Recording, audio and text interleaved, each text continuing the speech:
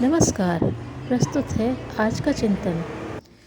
संसार को त्रस्त कर रही वर्तमान परिस्थितियों से हम सभी अवगत हैं। चारों ओर शोषण, अत्याचार, अनाचार का एक छत्र राज्य है। प्रत्येक व्यक्ति अशांत और असंतुलित है, अत्याचारी भी और पीड़ित भी। प्रकृति और मानव दोनों की उग्रता चरम सीमा पर है।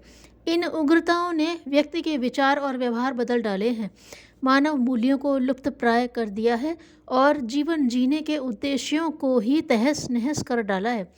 लगता है कि हम सब जलते हुए नरक में जी रहे हैं। इस भयावह समस्या को सुलझाने के प्रयास किए भी जा रहे हैं। राष्ट्रीय और अंतर्राष्ट्रीय स्तर की स्वयंसेवी संस्थाएं समस्याओं को सुलझाने के निरंतर प्रयत्न तो कर रही हैं, पर कोई स्थायी समाधान अभी तक निकल नहीं पाया है। मानव की विनाशकारी प्रवृत्तियां अजेय सिद्ध हो रही हैं। हमारी मान्यता है कि स्थूल समस्याओं की जड़ मानस में ही होती है, अतः जड़ का मूल कारण का इलाज करना चाहिए। इसलिए यदि प्रकृति की उग्रता का और विश्वव्यापी समस्याओं का मूल कारण मानव मन की उग्रता है, तो मानव मन का निर्माण ही मानव जाति के उज्जवल भविष्य का एकमात्र अमोघ उपाय है, जो मनोवैज्ञानिक एवं आध्यात्मिक प्रक्रियाओं द्वारा ही संभव है। वर्तमान विश्वव्यापी समस्या से निपटने के लिए ही साधना आंदोलन जैसे प्रबल जागरण अभियान की आवश्यकता अनुभव हुई है। साधना आंदोलन के लक्ष्य हैं उपासना, साधना, आराधना के द्वारा। नंबर एक मानव को संतुलन में लाना। नंबर 2, मानव मन को सृजनात्मक दिशा में क्रियाशील करना। नंबर 3, इन 2 जन अभियानों का व्यापक प्रसार कर विश्व मानव के मन में की उग्रता को शांत करना, उसे सृजन सहयोग में प्रयुक्त करना।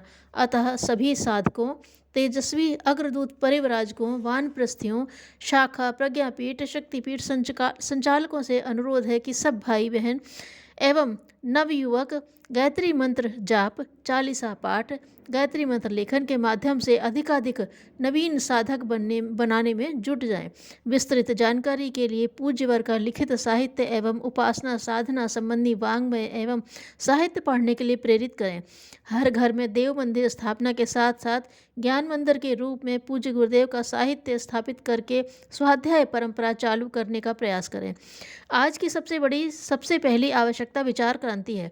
यदि मानव का वर्तमान चिंतन क्रम न बदला जा सका तो इस जगति का सर्वनाश होकर रहेगा।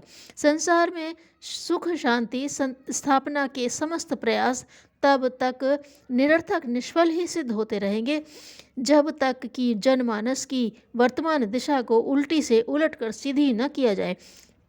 समस्त विपत्तियों, कुंठाओं, शोक संतापों, संघर्षों, अभावों, अपराधों, रोग एवं क्षोभ का एकमात्र कारण हमारे चिंतन का कलुषित हो जाना है।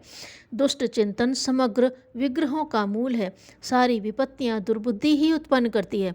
समस्त सुविधाओं के होने पर भी यदि विचार पद्धति सही नहीं है तो व्यक्ति केवल दुख पाता रहेगा और संबंधित लोगों को दुख देता रहेगा। हमारी शारीरिक, मानसिक, आर्थिक, पारिवारिक, सामाजिक, राष्ट्रीय, अंतर्राष्ट्रीय विपन्नताओं का कारण और कुछ नहीं, केवल जनमानस का विकृत चिंतन ही है। यदि मूल कारणों को न सुधारा गया तो सुधारों के समस्त प्रयत्न जड़ सूखते जाने वाले पेड़ के पत्ते सींचने जैसी विडंबना सिद्ध होंगे। वर्तमान विपन्नताओं का समाधान ढूंढना हो तो इसी निष्कर्ष पर पहुंचना पड़ेगा कि संसार की चिंतन पद्धति को परिष्कृत करना आवश्यक है। नैतिक और सांस्कृतिक पुनरुत्थान केवल इसी एक आधार पर संभव है। विश्व शांति का इसके अतिरिक्त और कोई मार्ग नहीं है। विचार क्रांति का उद्देश्य। सर्वतोमुखी विचार क्रांति इस युग की सर्वप्रथम आवश्यकता है। इसे चाहे आज संपन्न किया जाए, चाहे 1000 वर्ष बाद। रास्ता इसके अतिरिक्त और कोई है ही नहीं। जनमानस की विचार पद्धति में स्वस्थ चिंतन और विवेक के तत्व इतनी मात्रा में मिला दिए जाएं कि हर बात गुण दोष की दृष्टि से विचार करने और हर कार्य को उचित अनुचित की कसौटी पर कसकर अपनाने का साहस सजीव हो सके। आज हम परंपराओं, मूढ़ विश्वासों, दुराग्रहों और अंधानुकरणों को अपनाकर अपनी जीवन दिशा निर्धारित करते हैं। यदि विवेक औचित्य की कसौटी माने तो 3/4 समस्याएं और रीतियां बदलने सुधारने को विवश होना पड़ेगा। इस विवशता को स्वेच्छा सुधार की प्रक्रिया में परिणत कर देने वाले प्रचार प्रयास को विचार क्रांति कहा जा सकता है। आज इसी ज्ञान गंगा का अवतरण करने के लिए भगीरथ प्रयत्नों की आवश्यकता है। हमें झूठे मन के संतोष के लिए छुटपुट 2.5 ईंट की मस्जिद चिनने और 1.5 चावल की खिचड़ी पकाने में नहीं लगना चाहिए, वरन मिलजुल कर एक ही दिशा में एक ही प्रयत्न करना चाहिए, जिससे सर्वतोमुखी सुधार की आवश्यकता पूरी हो सके। ज्ञान यज्ञ अर्थात विचार क्रांति की सफलता के लिए हम सभी को संकल्पबद्ध होकर जुट जाना चाहिए। धन्यवाद।